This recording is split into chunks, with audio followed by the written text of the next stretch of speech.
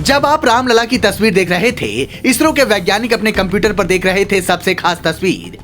America, Europe और Japan ने मिलकर किया ऐसा कमाल, दुनिया भर के हिंदू बोले सब श्री राम का आशीर्वाद है। 5 महीने में कैसे असंभव को किया संभव, सुनकर पुतिन भी होंगे हैरान। सुनिए मिशन स्लिम की सक्सेस स्टोरी। जब आप अपने मोबाइल फोन और टीवी पर प्रभु श्री राम की तस्वीर देख रहे थे, उनके मनमोहक स्वरूप को निहार रहे थे, इसरो के वैज्ञानिक अपने कंप्यूटर पर एक खास तस्वीर देख रहे थे। उन्हें एक ऐसी सफलता की सूचना मिली थी जिसे सुनकर दुनिया का हर इंसान गदगद हो जाएगा। बड़ी बात यह है कि इस बार इसरो के वैज्ञानिकों ने कमाल नहीं किया है, बल्कि कमाल का काम किया है अमेरिका, यूरोप और जापान ने मिलकर। लेकिन दुनिया भर के हिंदू कह रहे हैं कि ये सब श्री राम का आशीर्वाद है। तो वो काम क्या हुआ है, पहले वो सुनिए, फिर भगवान श्री राम का जापान से क्या नाता है, ये भी आपको बताते हैं। ये जो तस्वीर आप देख रहे हैं, ये जापान के मिशन स्लिम की है। स्लिम का मतलब पतला नहीं, बल्कि smart lander for investigation moon है। यानी ये चांद से जुड़ी जानकारी जुटाएगा, उसकी उत्पत्ति का पता लगाएगा। जापान ने इस मिशन को जहां पर लैंड करवाया है, वो चांद के ध्रुवीय इलाके में है, जहां घनघोर अंधेरा रहता है। यानी जापान चांद पर इस तरह का मिशन लैंड कराने वाला 5वां देश बन गया है। पर ये वही जापान है जिसका मून मिशन कुछ समय पहले फेल हो गया था, और रूस ने जल्दबाजी में जो मिशन भेजा था उसका क्या हाल हुआ वो तो सबने देखा ही। इसलिए जापान ने जल्दबाजी नहीं दिखाई, बल्कि करीब 5 महीने में इसे चांद तक पहुंचाया, सॉफ्ट लैंडिंग करवाई और 831 करोड़ रुपए के प्रोजेक्ट के साथ ही अंतरिक्ष की दुनिया में कीर्तिमान स्थापित करने वाले देशों की लिस्ट में शुमार हो गया।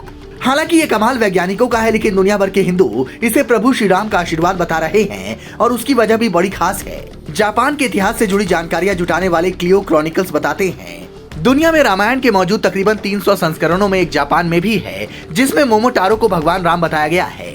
जापानियों के बीच राम और सीता इस हद तक लोकप्रिय हैं कि इन पर 1993 में करोड़ों रुपए खर्च कर एक जापानी फिल्म भी बन चुकी है, जिसके पीएम मोदी भी कायल है। मोमोटारो प्राचीन जापान के नायकों में रहे हैं। जापानी इतिहास के अनुसार मोमोटारो की कहानी रामायण से काफी मिलती जुलती है। इतना ही नहीं, जापान में होबुत्सु और सैम्बो एकोटोबा नाम की कहानियों में तो बिल्कुल राम जैसा किरदार दिखाया गया है। उसमें तामावाका को एक बांसुरी बजाने वाला दिखाया गया है, जो अपनी पत्नी हिमेगेनी को राजा बारामोन की कैद से बचाता है। इस कहानी को सुनने के बाद आप भी कहेंगे कि यहाँ भगवान राम, माता सीता और रावण की बात हुई है। लेकिन श्री राम चूंकि बांसुरी नहीं बजाते थे, इसलिए कई लोग ये कहते हैं कि जापान के इतिहास में भगवान राम और कृष्ण दोनों का चित्रण एक ही में कर दिया गया है।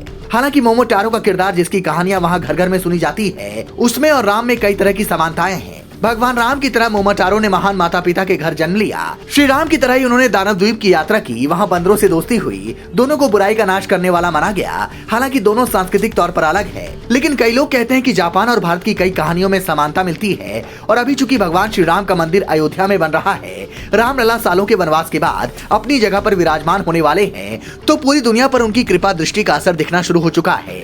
आने वाले दिनों में और भी कई शुभ समाचार सुनने को मिल सकते हैं। जापान ने मिशन भेजा है, उससे भारत को क्यों खुश होना चाहिए? हो सकता है ये सवाल भी आपके मन में हो, तो इसका जवाब भी जान लीजिए। इसकी सबसे बड़ी वजह यही है कि चांद पर जो भी रिसर्च होगा, उससे वहां मानव बस्तियां बसाने में मदद मिलेगी, और फिर भारत उसमें बड़ी भूमिका निभाएगा। जब से भारत ने चंद्रयान 3 को सफलतापूर्वक लैंड करवाया है, दुनिया भर के वैज्ञानिक भारत के साथ काम करना चाहते हैं, और इसमें जापान भी शामिल है। इसलिए भारत के वैज्ञानिकों को अब रिसर्च में और तगड़ी मदद मिलने वाली है। तो उम्मीद है आने वाले दिनों में हम चांद पर एक बार फिर अपना झंडा गाड़ेंगे। Bureau report, global Bharat TV.